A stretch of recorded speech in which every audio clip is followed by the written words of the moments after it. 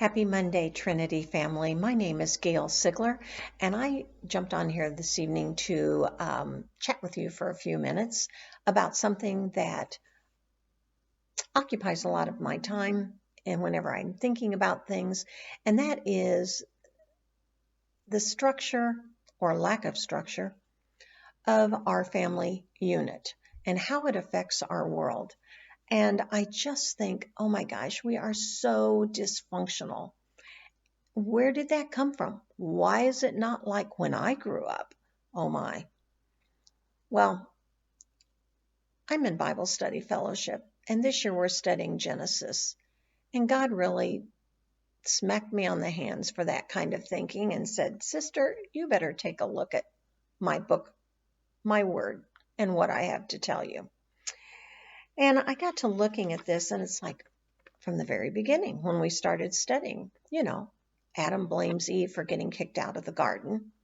Moves on to Cain kills Abel.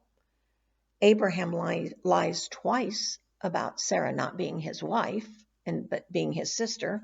Oh my. Sarah mistreats her servant and Abraham's son, Ishmael.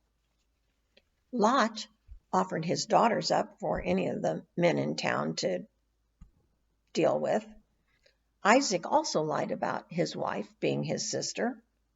Just kind of keeps running in the family, doesn't it? Rebecca favors one child over another. Jacob cons Esau out of his birthright, and Esau decides, okay, I want to kill him.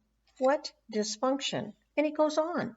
Laban tricks Jacob into marrying Leah instead of Rachel as he preferred and as Laban had promised. And Jacob favored one son over the rest. He had 12 sons, but he favored one over the rest. And of course, those boys decided they wanted to kill their brother. What dysfunction? It's been going on forever. Why does Genesis portray every one of its families as dysfunctional? First, because they were.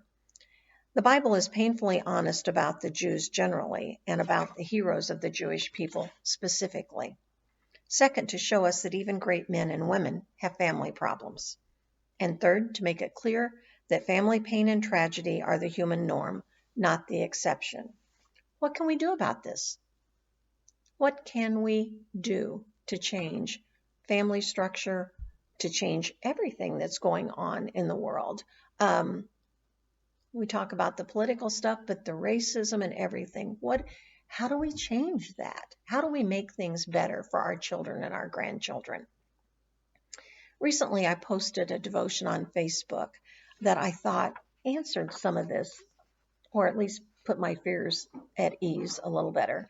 The devotion was from Alex Cravens, and I'm going to read it to you. It doesn't take very long, so hang in there with me. Don't feel sorry for or fear for your kids because the world they are going to grow up in is not what it used to be. God created them and called them for the exact moment in time that they're in. Their life wasn't a coincidence and definitely not an accident. Raise them up to know the power that they walk in as children of God. Train them up in the authority of God's word. Teach them to walk in faith, knowing that God is in control. Empower them to know they can change the world. Don't teach them to be fearful and disheartened by the state of the world, but hopeful that they can do something about it. Every person in all of history has been placed in the time that they were in because of God's sovereign plan. He knew Daniel could handle the lion's den, and he knew David could handle Goliath.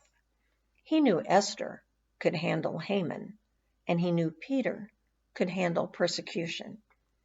He knows that your child or grandchild can handle whatever challenge they face in their life because he created them specifically for it.